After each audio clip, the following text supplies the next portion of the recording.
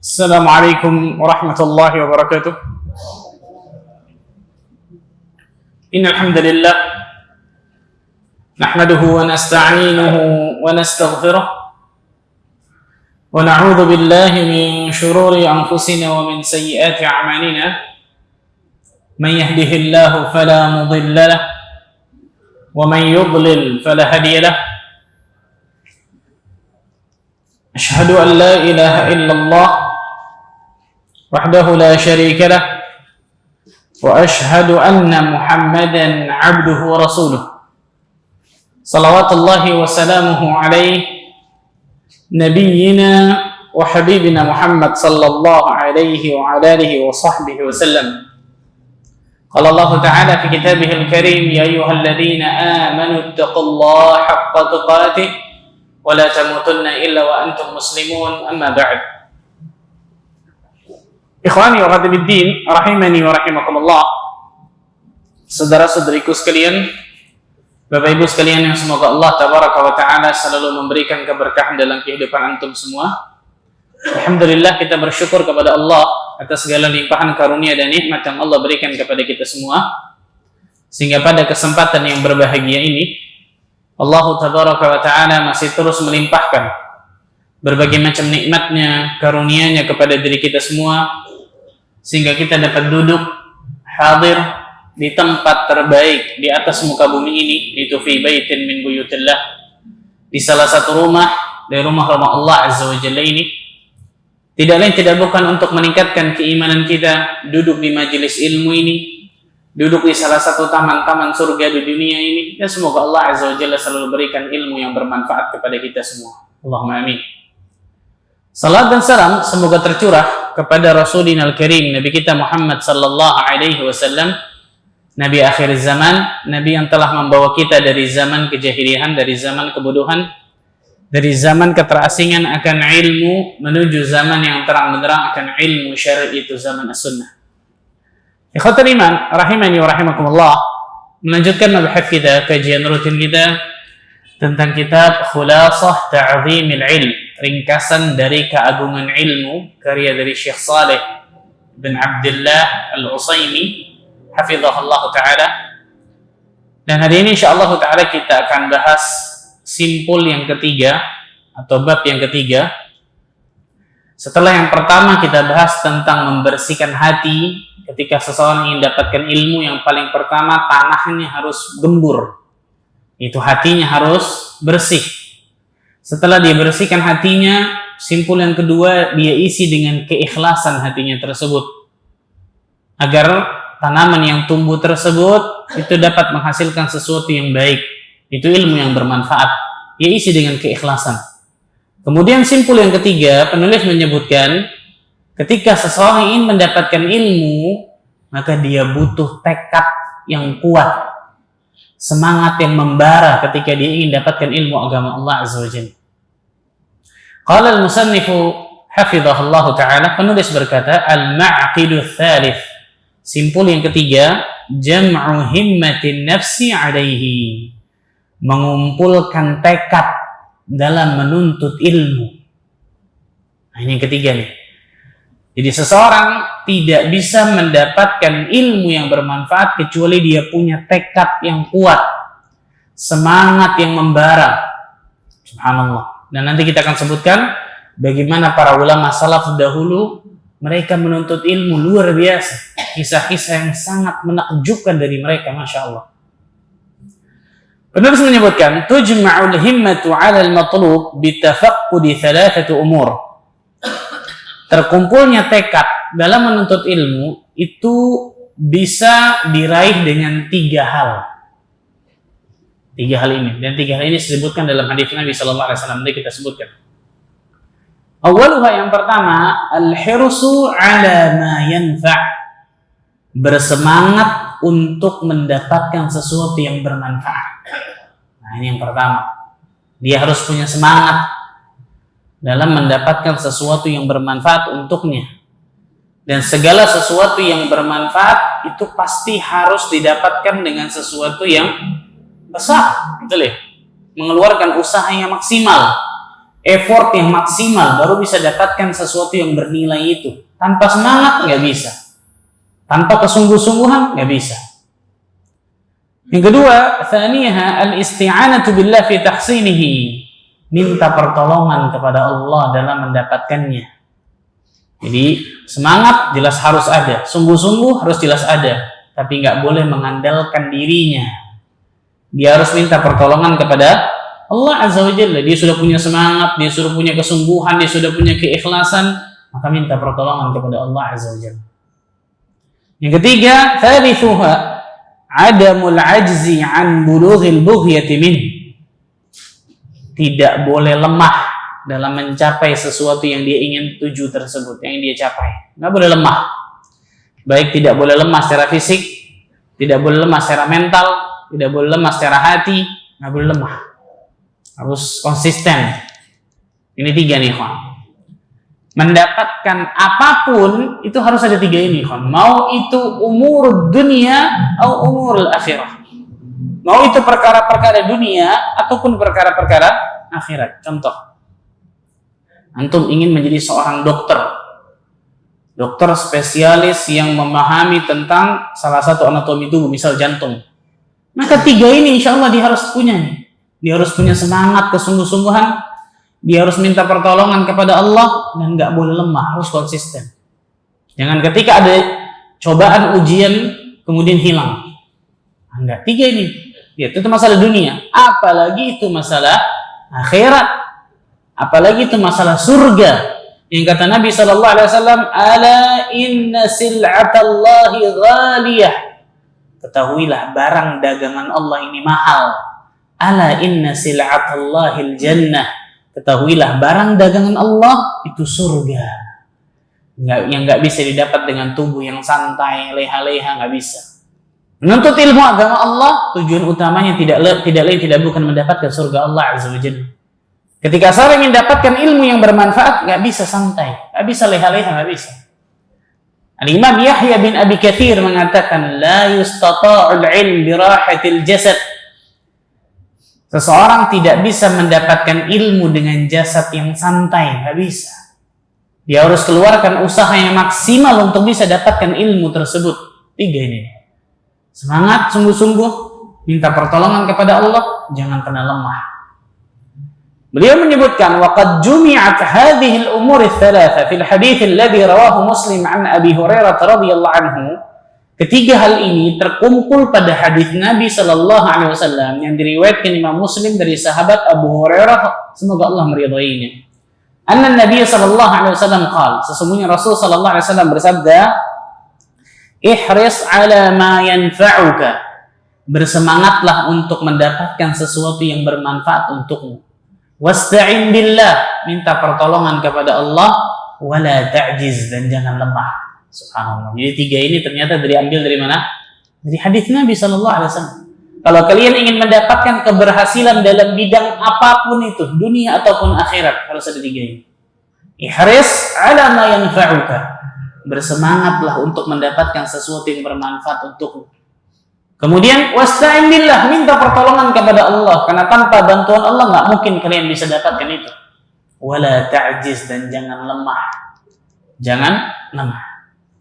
Al-Imam Al-Junaid berkata, "Ma talaba ahadun syai'an bijiddin wa sidqin illa nalahu." Tidaklah seseorang mencari sesuatu dengan kesungguh-sungguhan dan kejujuran kecuali dia pasti akan mendapatkannya. Dua nih, sungguh-sungguh dan juga apa? Jujur. Manjadda wajada. Barang siapa yang sungguh-sungguh dia akan mendapatkannya. Jujur. Apa maksudnya jujur? Bahasa Indonesia ini jujur cuman mungkin nyambung masalah lisannya. Berkata jujur. Ternyata jujur ini bukan cuma lisan. Lisan ini masuk betul. As-sidqu, jujur, terutama as-sidqu ma'allah, jujur kepada Allah, itu selaras antara lisan, hati, dan amal perbuatan. Sama, nggak ada beda. Itu jujur. Contoh, seseorang ingin dapatkan surga Allah Azza wa Jalla. Saya ingin dapatkan surga. Lisannya mengatakan saya ingin dapatkan surga. tapi amal perbuatannya berbuat maksiat, dosa, kedurhakaan kepada Allah. Apakah orang ini orang yang jujur? Tidak.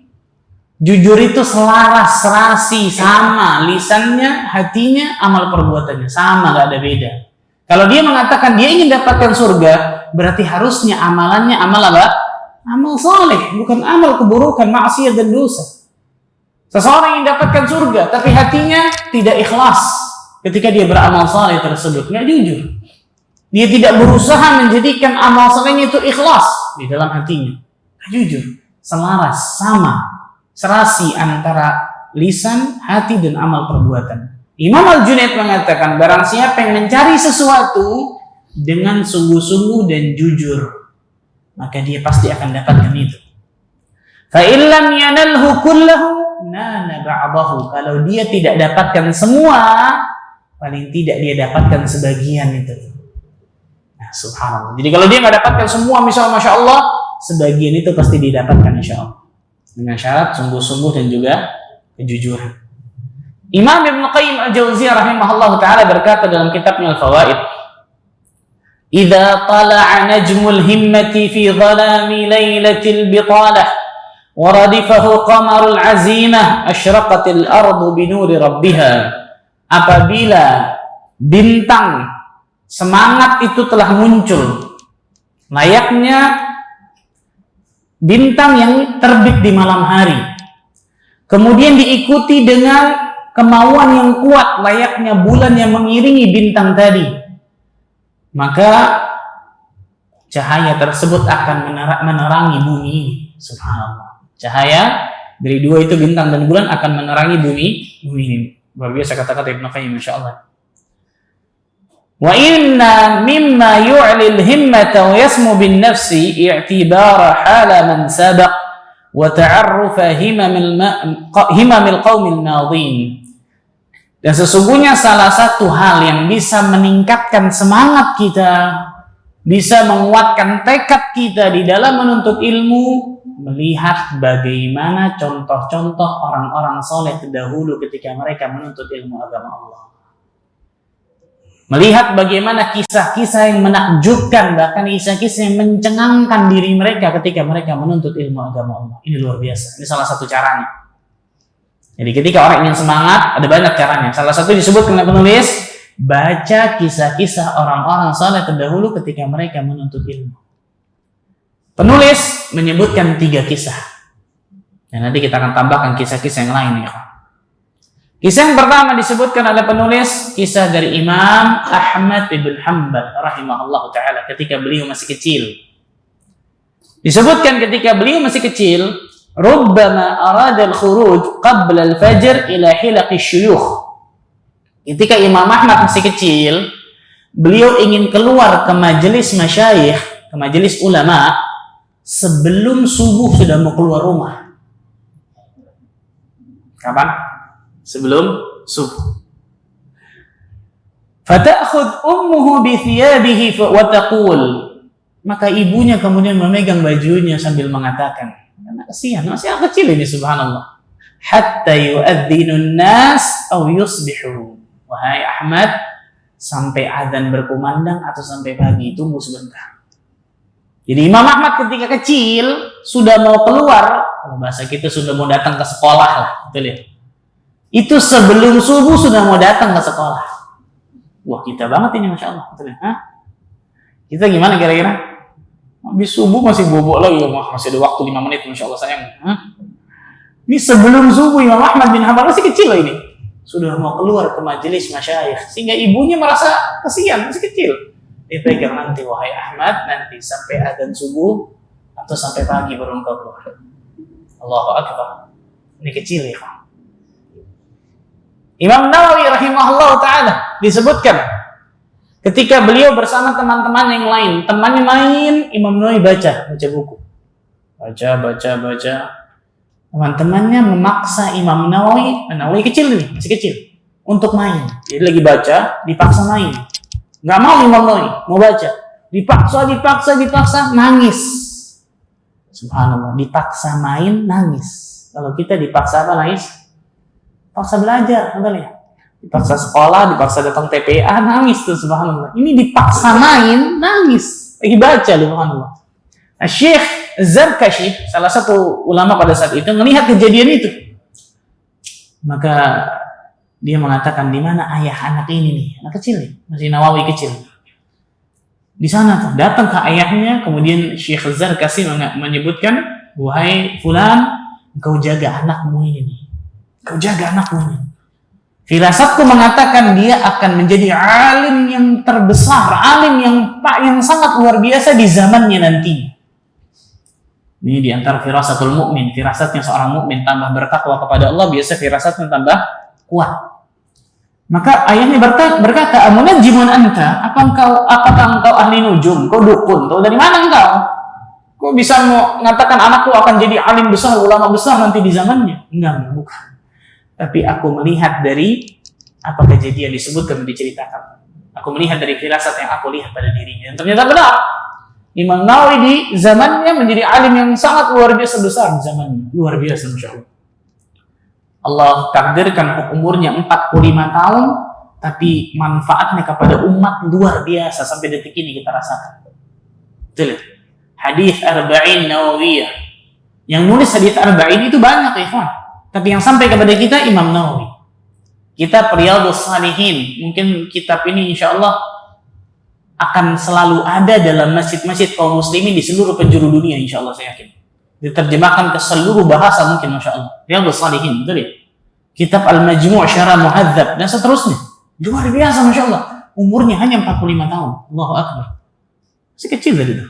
Imam Nawawi disebutkan, beliau menyebutkan sendiri, aku mendatangi halaqah ilmu dalam satu harinya 12 kali.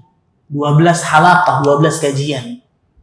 Subhanallah, kita antara maghrib dengan isya ngantuk-ngantuk tuh, masya Allah. Cuma satu. Ini 12 kajian dalam sehari. 12 kajian berbeda dalam sehari. Coba bayangkan, itu baru datang kajiannya. Belum bacanya, belum nulisnya, belum murajaahnya, belum memberikan fatwanya, belum ibadahnya. Keberkahan waktu yang Allah berikan kepada beliau. Umurnya hanya 45 tahun meninggal. Luar biasa ya. Bahkan disebutkan dalam riwayat, Imam Az-Zahabi menyebutkan dalam kitabnya Sirah A'lamin Nubala, kalau anda nggak salah. Imam Nawawi pernah sanatan mutataliyan lam yada' dhahrihi 'ala al-bilad atau 'ala al-firash. Pernah 2 tahun berturut-turut beliau tidak meletakkan punggungnya di atas tempat tidur. Apa maksudnya? Tidurnya duduk. Kapan tidurnya? Ketika beliau nulis, saking capeknya nggak bisa bergerak. Tidur. Saking capek. Baca, jatuh bukunya. Ambil lagi, jatuh, baca, jatuh. Sampai nggak bisa. Duduk. Ikhwan, kita. Orang yang umrah misalnya atau haji. Naik pesawat, tidur, duduk. Betul ya? Bukan yang bisnis ini, ya. Tidur, duduk. Berjam-jam, capek itu. Pasti beda sama tidur lo balik. Ini Imam Nawawi berapa lama? 2 tahun pernah. Ini kalau bukan jawabannya hibah ilahiyah, pemberian Allah kepadanya, nggak mungkin. Memang Allah jadikan seperti itu. Dan itu banyak kisah ulama seperti itu. Mau hibah ilahiyah, pemberian Allah kepada orang-orang yang Allah pilih, nggak sembarangan. Allahu Akbar. Kita baru baca selembar, muak lagi, baca selembar, muak lagi, itu dah subhanallah. Allahu Akbar. Lihat, luar biasa. Kemudian kisah yang kedua disebutkan oleh Syekh di sini, kisah Al-Imam Al-Khatib Al-Baghdadi. Ketika beliau membaca Sahih Al-Bukhari kepada gurunya Ismail Al-Hirri dalam 3 majelis. Saya mau tanya, Sahih Al-Bukhari berapa hadis? Rata-rata lah, nggak usah tepatnya. Berapa ribu hadis? Nah, kitab Sahih Al-Bukhari nih, Juan. Berapa ribu hadis? 1000, 2000, 3000, 10.000? Ayo kan, ini sahih kitab setelah Al-Quran nih, Bukhari, kitab Bukhari. Nggak ada satupun hadis yang dhaif dalamnya. Sepakat ulama. Ada berapa hadis? Angkat tangan, nyerah. Ada sekitar 7.500 lebih hadis. 7.536 kalau nggak salah. 7.500-an lah, subhanallah. 7.500. Coba untuk bayangkan. Al-Khatib Al-Baghdadi membaca Sahih Bukhari, namanya majelis sama', majelis mendengar. Membaca Sahih Bukhari seluruhnya kepada gurunya Ismail Al-Hiri dalam 3 majelis. 2 majelis pertama min waqti salatil maghrib ila salatil fajr, dari salat maghrib sampai subuh. Keesokannya salat maghrib sampai subuh. Ini 2 majelis pertama. Dan majelis yang ketiga min dhahwatin nahar ila salatil maghrib, dari waktu duha sampai maghrib, wa min al-maghrib ila tulu'il fajr, dan dari maghrib sampai subuh. Ini ketiga. Siap? Dari maghrib sampai subuh sekarang siap kira-kira? Coba ya, kan selesai 7.500 lebih hadis, 3 waktu. Maghrib subuh, duha, maghrib, lanjut lagi bis maghrib, subuh, selesai. Allahu Akbar. Allahu Akbar. Ini kalau bukan orang Allah berikan semangat, kekuatan, lu nggak bisa ini, Pak. Mauhibah ilahiyah, pemberian Allah Azza wa Jalla luar biasa. Allahu Akbar. Yang ketiga disebutkan oleh penulis Abu Muhammad Ibnu Tabban. Abu Muhammad Ibnu Tabban. Ketika beliau masih kecil, beliau memulai dari belajarnya itu malam hari seluruhnya beliau hidupkan dari belajar. Jadi begadang dapat pahala nih, Pak. Benar-benar menghidupkan malamnya untuk belajar. Ibunya tahu. Karena masih kecil sebenarnya, ibunya iba, kasihan kepadanya, dilarang sama ibunya, nggak boleh, jangan, nanti engkau sakit. Menghidupkan seluruh malam, bayangkan, subhanallah. Maka Abu Muhammad Ibnu Tabban mengakalinya, tanda kutip. Diambil pelitanya, kan zaman dulu pelita nggak ada lampu ya. Diambil pelitanya, dia taruh di dalam gentong besar dalam kamarnya. Tempayan atau gentong besar, pelitanya dimasukin, ditutup. Sehingga ibunya menyangka dia sudah apa? Tidur, karena pelitanya mati. Betul ya? Ketika ibunya tidur, dia ambil lenteranya atau pelitanya, dia taruh, dia baca sampai pagi lagi. Allahu Akbar. Kita subuh dibangunin, gak bangun-bangun tuh, Masya Allah. Betul ya? Ini dari malam sampai pagi. Allahu Akbar. Allahu Akbar. Makanya kisah-kisah seperti ini, ikhwan, itu akan menjadikan diri kita, ya Allah, gak ada apa-apanya saya ternyata ya. Seujung kukunya nggak ada apa-apanya sama ulama salaf terdahulu ketika mereka menuntut ilmu agama Allah. Nggak ada apa-apanya sama sekali. Makanya Imam Abu Hanifah rahimahullahu ta'ala sampai mengatakan, al-hikayat 'anil ulama wa mujalasatihim ahabbu ilayya min kathirin min al-fiqh. Kisah-kisah para ulama, duduk bersama mereka itu lebih aku sukai daripada aku menguasai beberapa bab ilmu fikih. Kenapa? Li'annaha adabul qaumi wa akhlaquhum.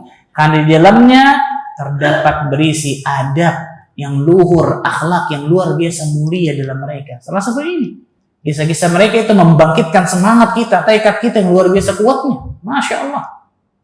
Kalau nggak ada semangat, nggak ada kesungguhan, sulit untuk seseorang mendapatkan ilmu agama Allah. Ya. Sulit, berat. Imam Syafi'i rahimahullah ta'ala beliau mengatakan perkataan luar biasa. La yatlubu hadzal ilm man yatlubuhu bitamallul. Tidak mungkin seseorang dapat menuntut ilmu, mendapatkan ilmu yang bermanfaat maksudnya, tapi tipikalnya pembosan.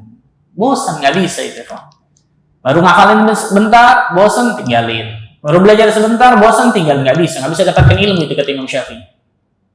Wa ghinan nafs fayuflih, kemudian dia merasa puas dengan jiwanya, dia akan beruntung, nggak bisa. Merasa puas akan jiwa baru dapatkan ilmu sedikit, wah puas, wah anak Syekhul Islam ini, subhanallah, padahal baru dikit ilmunya. Walakin man talabahu badlatun nafs, akan tetapi ia menuntut ilmu itu harus menahan dirinya. Wa dhaiqul aish, merasakan kesulitan hidup. Wa khidmatul ilm, berkhidmat kepada ilmu, fayuflih, maka dia akan beruntung. Tiga nih, subhanallah. Badlatun nafs, menahan dirinya dari segala sesuatu yang mungkin itu akan merusak dari menuntut ilmu, dia tahan dirinya. Wa dhaiqul aish, kesulitan hidup bisa jadi, subhanallah. Kemudian apa? Khidmatul ilm, berkhidmat, benar-benar berkhidmat kepada ilmu, baru bisa dapatkan ilmu itu. Kisah yang sangat luar biasa tentang ini, kisah Imam Abu Zur'ah Ar-Razi rahimahullah ta'ala. Imam Abu Zur'ah ini salah satu teman dekat Imam Bukhari, ma'ruf luar biasa, ahlul hadis luar biasa ma'ruf. Imam Abu Zur'ah bercerita kepada anaknya Abdurrahman bin Abi Zur'ah Ar-Razi. Abdurrahman ini yang menceritakan. Kata Abdurrahman, ayahku itu pernah menceritakan kepadaku bahwa dia pernah menuntut ilmu di kota Basrah di tahun 214 Hijriah. Niat ayahku untuk tinggal di kota Basrah itu 1 tahun. Niatnya tinggal di kota Basrah 1 tahun. Tapi Allah takdirkan 8 bulan bekalnya habis. Nah, ulama terdahulu biasa untuk rihlah di talabil ilm. Rihlah, berkelana untuk menuntut ilmu ke kota ini, ke kota ini, kota ini. Kota itu harus ada apa? Bekal. Ketika 8 bulan bekalnya habis. Saya mau tanya, kira-kira kalau bekal kita habis, ngapain? Pulang. Betul ya? Pulang jelas. Tapi itu bedanya ulama sama kita. Memikirkan sesuatu yang tidak dipikirkan oleh kita. Apa yang dilakukan Imam Abu Zur'ah? Maka ayahku menjual bajunya satu demi satu. Jual bajunya, bayangkan. Jual baju satu, jual baju dua, jual baju. Kan harus ada bekal, makan, tempat tinggal, betul ya? Buku dan seterusnya. Sudah sampai kata ayahku, dia tidak mendapatkan apapun yang bisa dijual kecuali hanya baju yang melekat pada tubuhnya. Tidak ada lagi yang bisa dijual. Tidak ada lagi, subhanallah. Maka ketika bangun di pagi hari, dia dalam keadaan lapar dan tidak ada apa-apa di kosannya, kalau bahasa kita sekarang kosan kontrakan. Kecuali air putih. Dia minum air putih, temannya samperin dirinya, jalan ke majelis masyayikh dari pagi sampai sore. Di sore hari dia pulang, masuk ke kosannya, nggak dia temukan apa-apa kecuali apa? Air. Minum, bismillah, tidur. Keesokan harinya, pasti nggak punya apa-apa kan? Hanya air putih, minum, temannya samperin, jalan lagi dari pagi sampai sore ke majelis masyayikh. Pulang sore hari di rumahnya nggak ada apa-apa kecuali air, minum lagi, tidur. Masih bisa tidur ini. Kalau kita sih nggak bisa tidur ini, subhanallah, betul. Keesokan harinya nggak bisa bangun sudah. Hari keberapa nih? 3. Nggak bisa bangun. Temennya nyamperin nggak bisa bangun. Kenapa engkau ini? Ini dia nggak ngomong sama temennya. Aku tidak bisa menyembunyikan dari kalian. Aku belum makan dari 2 hari yang lalu. Nggak makan ya, wah tuh bayangkan. Jual baju sampai nggak makan 2 hari. Maka temannya kemudian memberikan makanan kepadanya. Allahu Akbar. Allahu Akbar. Ya, semangatnya ulama di dalam menuntut ilmu luar biasa istimewa. Imam Syafi'i rahimahullah ta'ala mengatakan, ya akhi lan tanala al-ilma illa bi 6 sa'umbika an tafsiliha bi bayan. Wahai saudaraku, engkau tidak akan pernah mendapatkan ilmu kecuali dengan 6 hal. Aku akan menjelaskannya secara terperinci 6 hal ini. Zaka'un, kecerdasan, wa hirasun, semangat, wajtihadun, sungguh-sungguh, kesungguhan, wa bulghatun, ada bekal. Lihat, untuk ilmu harus ada apa? Bekal. Wa suhbatu ustadin atau irsyadu ustadin, ada bimbingan dari guru, bertalaki dengan guru. Wa tulu zamanin, dan masa waktunya panjang. Nah, kata Imam Syafi'i. Cerdasan dia pakai akalnya dia untuk menghafal, memahami, membaca, menganalisa, mentahqiq, mentakhrij, meneliti. Dia pakai akalnya. Nggak boleh malas. Ini ngafal sebentar, udahlah nggak bisa Ustaz. Gimana ini? Udah patah arang. Kemudian semangat. Harus punya semangat yang membara. Semangat ini harus dibalut yang ketiga, kesungguhan. Kenapa? Kalau semangat, nggak ada kesungguhan, datang ujian, hilang tuh biasanya. Aduh. Semangatnya hilang. Tapi kalau ada kesungguhan, semangat dan kesungguhan, maka itu akan istiqamah biasanya. Bulghah, ada bekal. Subhanallah. Kita mau beli buku 500.000 istikharah 3 kali. Ya, berat ini, Pak. Untuk masalah duniawi, wah juta-jutaan nggak pakai mikir, luar biasa. Beli kitab, beli buku, gimana ini subhanallah? Bulghah, ada bekal. Kemudian apa? Ada bimbingan dari guru. Nggak bisa seorang baca sendiri, pahami sendiri. Oh ini kayaknya nggak bisa. Al ilmu bit talaqqi. Ilmu itu didapat dengan bertalaki dengan guru. Utul zamanin, dan masa waktunya panjang. Nggak bisa malam-malam kita baca Sahih Bukhari sampai pagi jadi baginya di Imam Bukhari, nggak bisa. Sabar. Marul ayyam wal layali, dengan berlalunya hari dan waktu. Ini disebutkan Imam Syafi'i rahimahullah taala sangat luar biasa. Nah, ikhwatan iman rahimani wa rahimakumullah. Kisah yang lain dari para ulama yang sangat luar biasa. Al-Imam Al-Bukhari dalam kitab sahihnya ada satu bab khusus, babun al-khuruj fi talabil ilm, bab keluar untuk menuntut ilmu. Ini biasa dikenal oleh para ulama rihlah fi talabil ilm. Rihlah itu jalan-jalan sebenarnya. Jadi jalan-jalannya ulama itu jalan-jalan cari ilmu, ternyata luar biasa. Disebutkan seorang tabi'in yang bernama Sa'id bin Musayyib, ini salah satu 7 fuqaha Madinah ini. Beliau mengatakan, "Inna kuntu la asirul layali wal ayyam fi talabil haditsil wahid." Sesungguhnya aku berjalan berhari-hari, bermalam-malam untuk mencari satu buah hadis.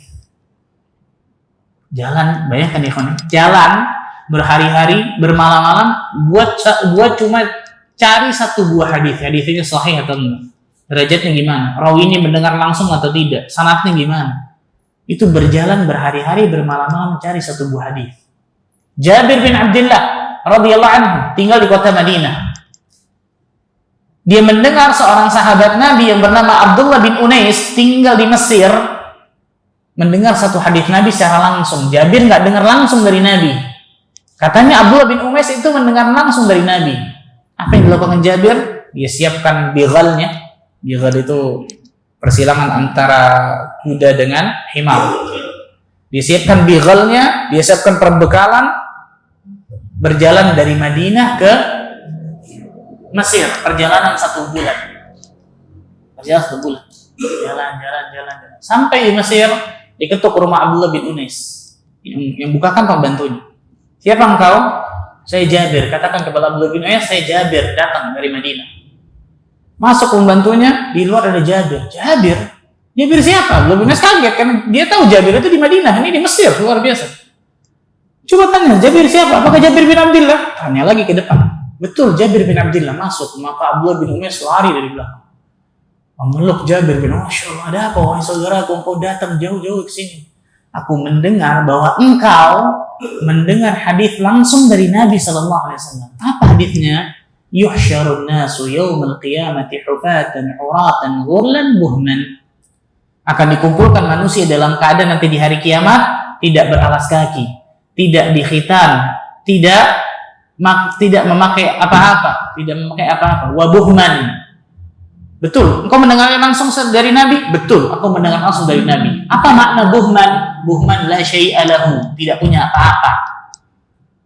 Sudah selesai, benar kau mendengar? Tayyib, jazakallah khair. Assalamualaikum. Pulang ke Madinah.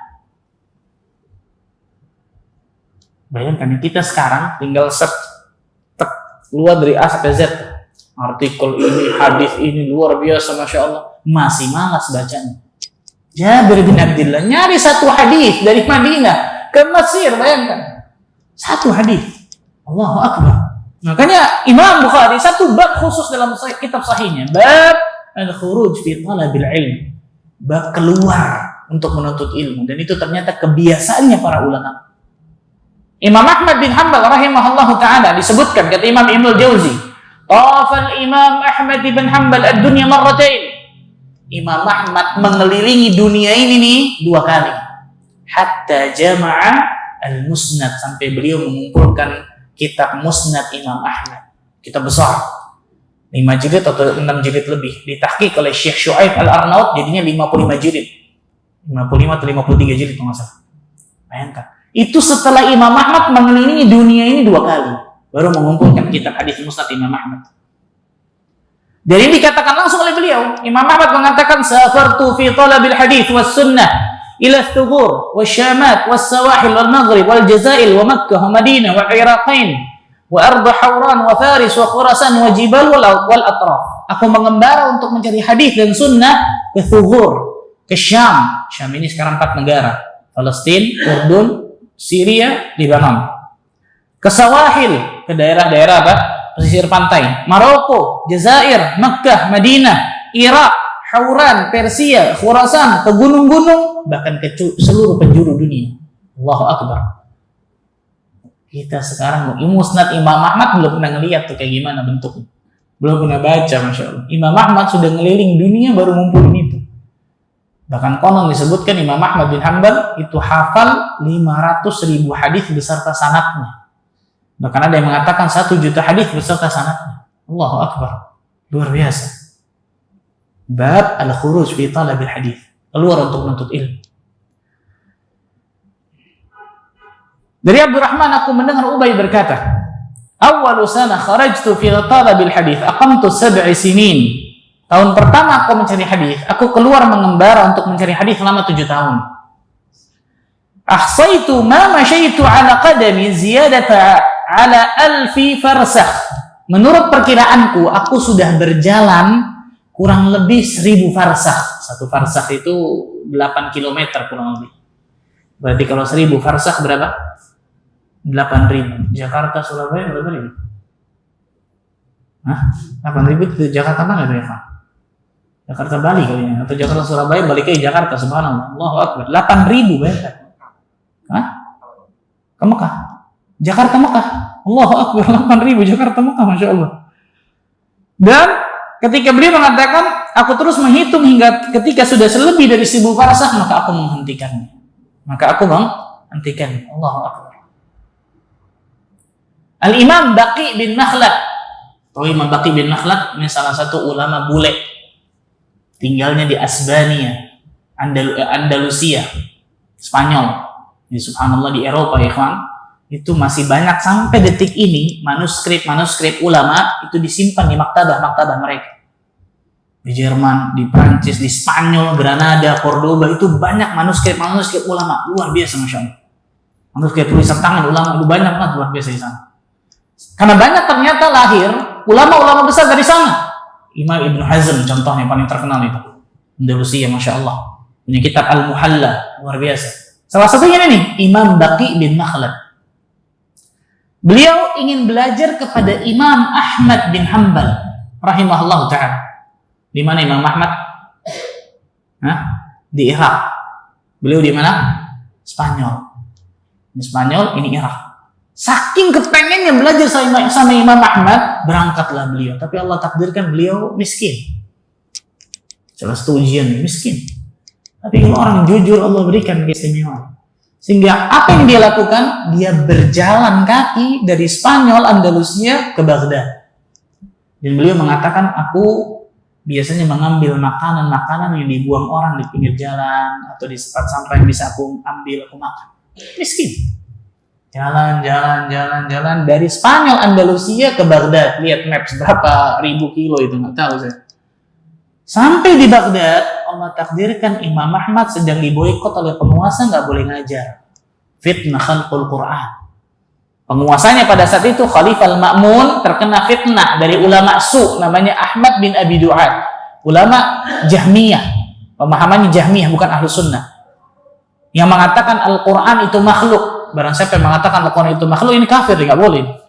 Nah, Khalifah pada saat itu terkena fitnah dari ulama buruk ini, Ahmad bin Abi Du'ad. Sehingga Khalifah memaksa seluruh kaum muslimin harus meyakini dan mengatakan Al-Quran itu makhluk. Imam Ahmad mengatakan, enggak, Al-Quran kalamullah, bukan makhluk. Sehingga Imam Ahmad dipenjara. Sebelum masuk ke penjara, di penjara rumah dulu. Nah, ketika Imam Baqi bin Makhlad datang, nggak boleh ngajar. Tuh bayangkan ribuan kilo datang ke Baghdad, nggak boleh ngajar, nggak dapat ilmu, gimana ini? Maka dia tanya, di mana rumah Imam Ahmad? Ditunjukin di sana. Imam Baqi datang seperti seorang pengemis, mengetuk rumah Imam Ahmad.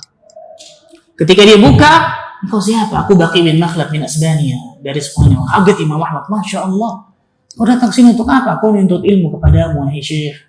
Aku nggak boleh ngajar sama penguasa, karena aku harus taat. Begini aja, engkau datang setiap hari seperti ini, seperti seorang pengemis, yang aku akan setiap hari akan aku kasih kertas. Bisa juga, Masya Allah.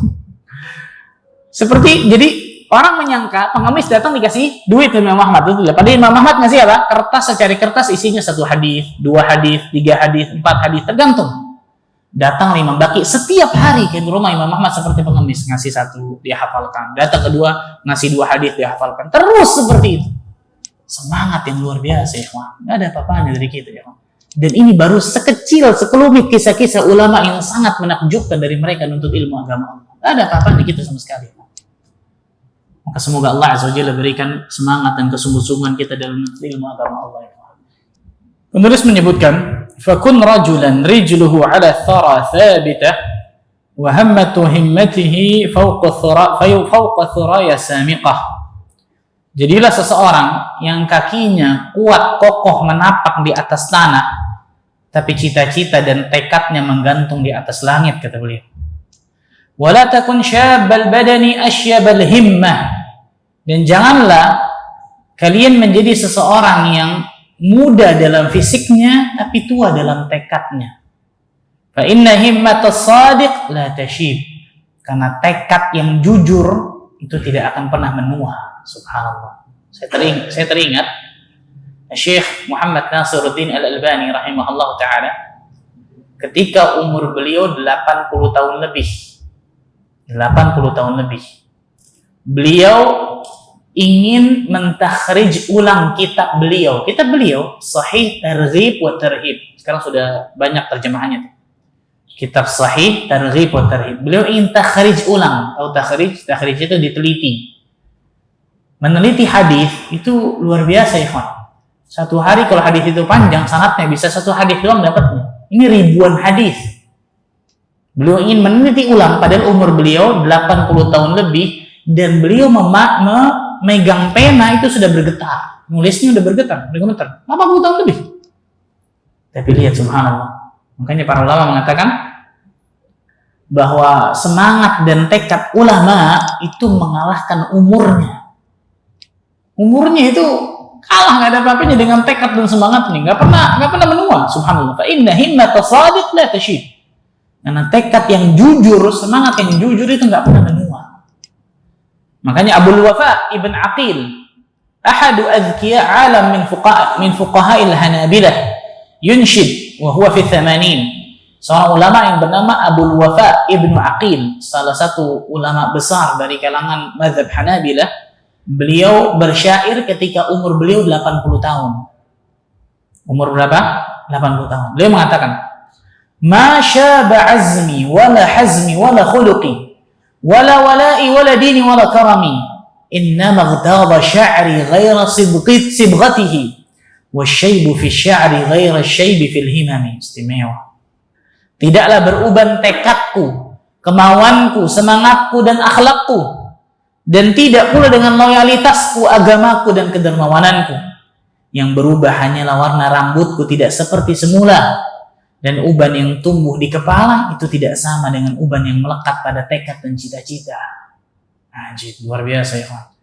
Maka ini nih, terutama para penuntut ilmu, jangan pernah patah semangat. Dan kita semua pada hakikatnya, oh saya sudah tua Ustaz, nggak bisa ngafalin. Siapa yang bilang? Siapa bilang? Banyak dari para sahabat Nabi ketika mereka masuk Islam, umur mereka di atas 40 tahun. Abu Bakar As-Siddiq contoh. Ketika Nabi mendapatkan wahyu umur 40 tahun. Abu Bakar umurnya berapa? 38, karena kurang lebih 2 tahun sama Nabi bedanya. Berarti hanya 2 tahun setelah itu masuk 40 tahun, betul ya? Tapi nggak ada kemudian patah arah. Sudahlah yang muda-muda aja ngafalin, saya nggak usah. Nggak ada. Semangat luar biasa Abu Bakar dalam menghafal hadis, menghafal Al-Quran dan seterusnya. Dan hafizul Quran luar biasa yang menggantikan Nabi SAW ketika beliau sakit siapa? Abu Bakar As-Siddiq radhiyallahu anhu. Jadi jangan, wah sudah tua lah Ustaz, sudah berat lah Ustaz. Di sini ada tukang listrik, ada rekening telepon, ada apa? Bisa insya Allah ikhwan, bisa. Tapi jangan patah arang dulu baru ngelihat aja. Waduh, kapan nih masih tebal gini nih. Kalah sebelum berperang gitu, baru. Ini disebutkan para ulama. Tekadnya harus kuat, ikhlas dan seterusnya.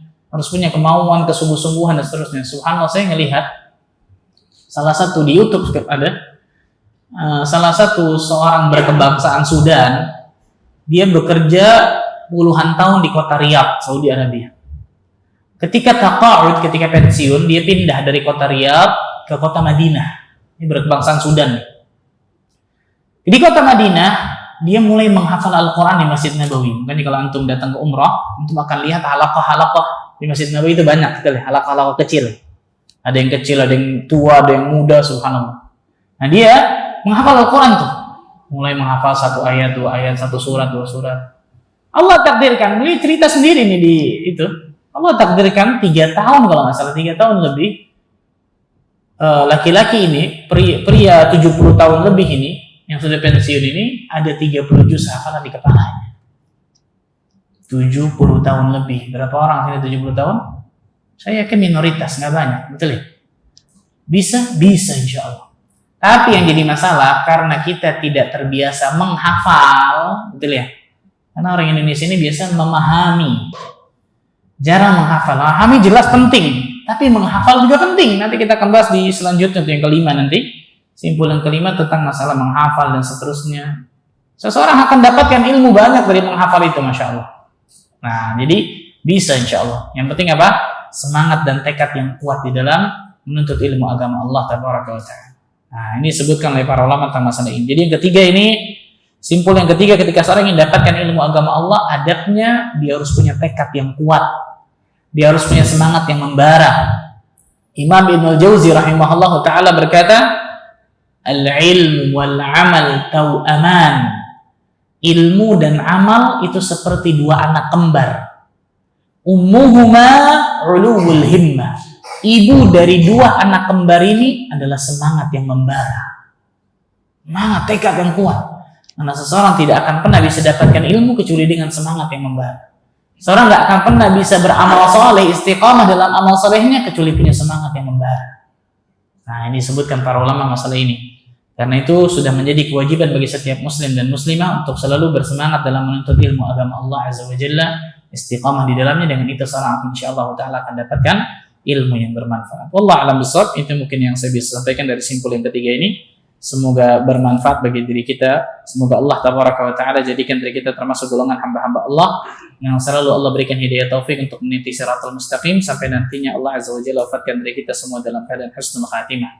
Sebagaimana Allah kumpulkan kita di masjid ini, semoga Allah bisa kumpulkan kita nanti di surga Firdaus ya, tanpa hisab dan tanpa adab. Allahumma amin ya rabbal alamin. Subhanakallah bihamdika asyhadu an la ilaha illa anta astaghfiruka wa atubu ilaik. Wassalamualaikum warahmatullahi wabarakatuh.